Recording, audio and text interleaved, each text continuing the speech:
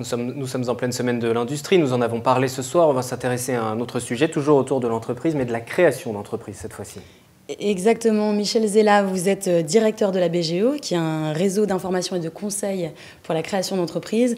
Alors BGE pour Bureau de Boutique de Gestion, je n'y étais pas. Oui, c'est ça. Et le E?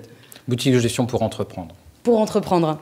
Alors donc vous aussi vous avez créé une semaine nationale, la semaine créer son entreprise. Évidemment donc l'antenne des Yvelines a suivi. C'est la 3e édition. Alors que va-t-il se passer en particulier cette semaine? Alors donc en effet on est dans le cadre d'une semaine nationale. Le réseau des BGE organise ça sur tout le territoire puisque c'est le premier réseau national de soutien à la création d'entreprises en France. Donc nous, on relaie cet événement sur le département des Yvelines. Et donc l'objet de cette manifestation, c'est à la fois d'encourager la création d'entreprises et également de sensibiliser les porteurs de projets à l'importance de se faire accompagner, de se former, de se renseigner lorsqu'on envisage de créer sa propre entreprise. Et ce que vous me disiez, c'est finalement qu'on a beaucoup plus de chances de réussir et de pérenniser sa société quand on est accompagné que quand on ne l'est pas. Vous aviez quelques données Oui, les statistiques sont assez nettes à ce sujet.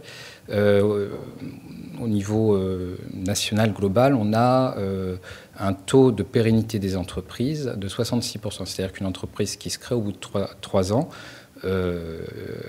à 66%, les entreprises sont encore en vie.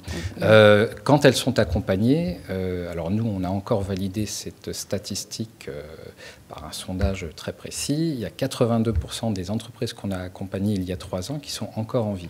Donc, s'il n'y avait qu'un chiffre à retenir, ce serait celui-ci, d'autant qu'il a été souligné dans le rapport du 14 février de la Cour des comptes sur l'évaluation des politiques publiques, et il a été souligné l'importance justement de l'accompagnement dans le cadre de la pérennité des créations d'entreprises en France.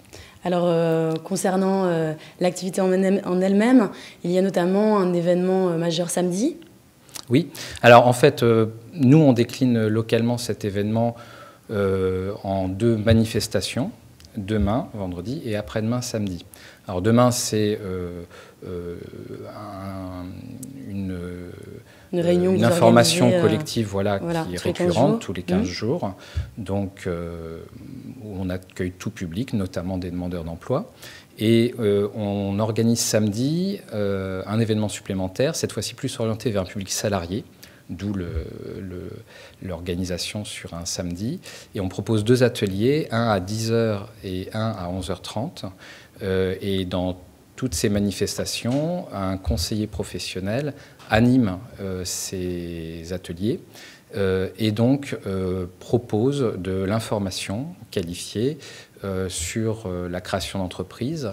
Il aborde des aspects juridiques, il aborde des questions relatives aux aides, qu'elles soient de formation ou qu'elles soient financières, et notamment les aides spécifiques au département des Yvelines, car on travaille sur l'ensemble du département et en fonction des lieux d'implantation, il y a différents dispositifs.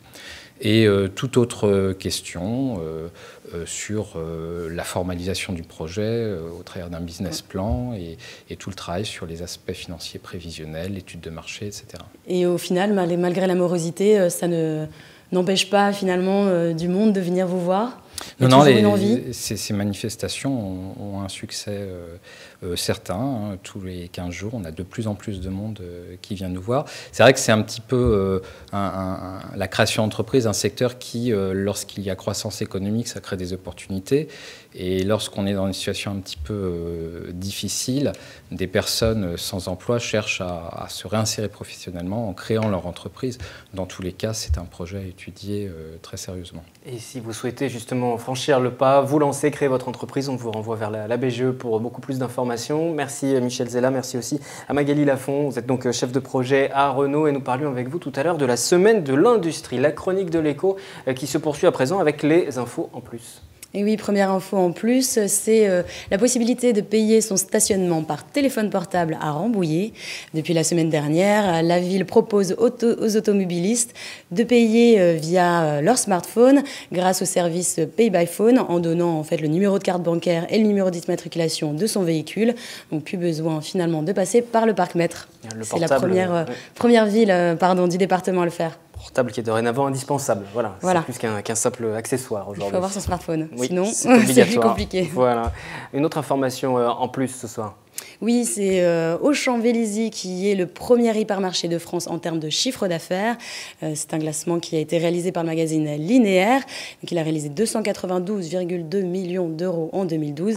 Et également le Carrefour Saint-Quentin en Yvelines qui est 96e, donc sur toute la France, avec 126,5 millions d'euros de chiffre d'affaires. Voilà pour cette information concernant Carrefour. Une autre information également concernant un centre commercial, une boutique. C'est officiel depuis la fin de l'après-midi. L'enseigne Ikea aura droit à son extension sur le site de Plaisir de 14 000 à 24 000 mètres carrés. La commission départementale a donné son feu vert. Nous y reviendrons au cours de nos prochaines éditions. On termine la chronique de l'écho avec l'agenda traditionnellement. Oui, alors première date à retenir, on va rappeler les portes ouvertes de la BGE samedi matin. Des conseillers donc vous attendent pour 2 ateliers gratuits à 10h et 11h30. Ils informeront donc ceux qui souhaitent créer leur entreprise, aide financière, conseils pour construire son projet, formation possible. Rendez-vous donc à la BGE à Ypres. Et puis deuxième date, ce sont les portes ouvertes au CFA cette fois, samedi de 9h à 17h et dimanche de 9h à 13h, au programme visite des locaux et informations sur les formations, entre autres esthétique, boulangerie, coiffure ou encore prothèse dentaire. Merci Claire pour ce point complet sur l'économie. Comme chaque jeudi, on vous retrouve donc la semaine prochaine.